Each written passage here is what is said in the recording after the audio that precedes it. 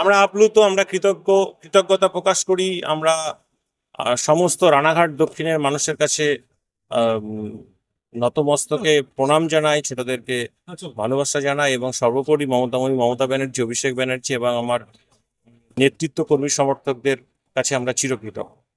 লোকসভা ভোটের পর বিধানসভা এত ভালো ফল কিভাবে হলো?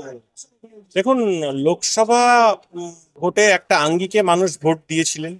মানুষের মনে হয়েছিল যে বিজেপি আসলে দেশে কোনো ক্রান্তি হবে, বড় পরিবর্তন হবে, মানুষের অ্যাকাউন্টে আবার 15 লাখের যে স্বপ্ন দেখানো হয়েছিল, 15 লাখ টাকা ঢুকবে, বছরে 2 কোটি করে চাকরি হবে, মতুয়া উদ্বাস্তু রাজবংশীরা নিঃশর্ত নাগরিকত্ব পাবে, মানুষের সার্বিক ডেভেলপমেন্ট হবে। কিন্তু সেই জায়গায় দাঁড়িয়ে কোনো কথা রাখেনি বিজেপি, কোনো কাজ করেনি। যেটুকু ডেভেলপমেন্ট পশ্চিমবঙ্গের মমতা ব্যানার্জির হাত ধরে। তো সবাই উন্নয়নের কাণ্ডারি মমতা ব্যানার্জির সমর্থন। বিধানসভায় আপনি ওখান থেকে জয়ী হয়েছিল, সেভাবে কোনো উন্নয়ন হয়নি। এখন কি করছেন? যে কাজগুলো করতে পারিনি সেটা অবশ্যই আমার ফার্স্ট প্রায়োরিটি। সেই সঙ্গে সঙ্গে মানুষ যা ডিমান্ড করবে আমি সেগুলো করার চেষ্টা করব।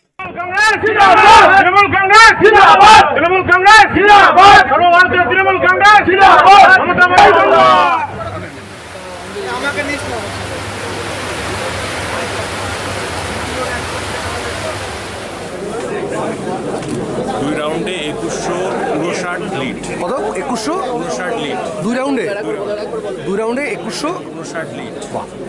এখনো পর্যন্ত পোস্টাল ব্যালট ডিটিপিপিএস কাউন্ট হয়নি। হিন্দুত্ববাদী গেরুয়া সন্ত্রাসীরা ঢুকেছে বিভিন্ন জায়গা থেকে, বিভিন্ন স্টেট থেকে, তারা বিশৃঙ্খলা তৈরি করার চেষ্টা করছে। আপনারা দেখেছেন যে লোকসভায় ভোটে শুধুমাত্র রানাঘাট লোকসভা ভারতবর্ষের একমাত্র লোকসভা যেখানে একটা সিঙ্গেল ইনসিডেন্ট ঘটেনি আমাদের পক্ষ থেকে, এবং বিধানসভাতেও তাই। কিন্তু তারা নিজেদের মধ্যে একটা কলিশন তৈরি করে বিজেপি আমাদের উপরে দোষারোপ করার চেষ্টা করেছে। আপনারাও সেটাকে গদি মিডিয়া সবাই সুন্দরভাবে খাইয়েছেন, কিন্তু আমি সবসময় নো ভায়োলেন্সের পক্ষেই থাকি। আপনি তো বলেছিলেন যে অনেক সময় গেরুয়া শিবিরে যে বিভিন্ন ধর্মীয় স্থানে তাদের যে বাহিনী তারা রাখতে পারে, ওটা কিন্তু সেটার প্রভাব কতটা কি দেখলেন, বা আজকে কতটা সেই জায়গাটায় সিকিউর ফিল করছেন?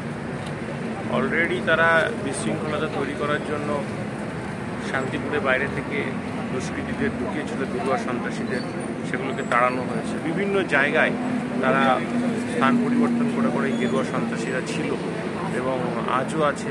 এখনও পার্টি অফিসের অনেক বাইরের গেরুয়া সন্ত্রাসীরা আছে। তাদের উদ্দেশ্য রানাঘাটের শান্তি বিঘ্নিত করা এবং একটা বিশৃঙ্খলতার পরিবেশ তৈরি করা। লোকসভা ভোট যেভাবে শান্তিপূর্ণভাবে হয়েছিল সেটাকে নষ্ট করা।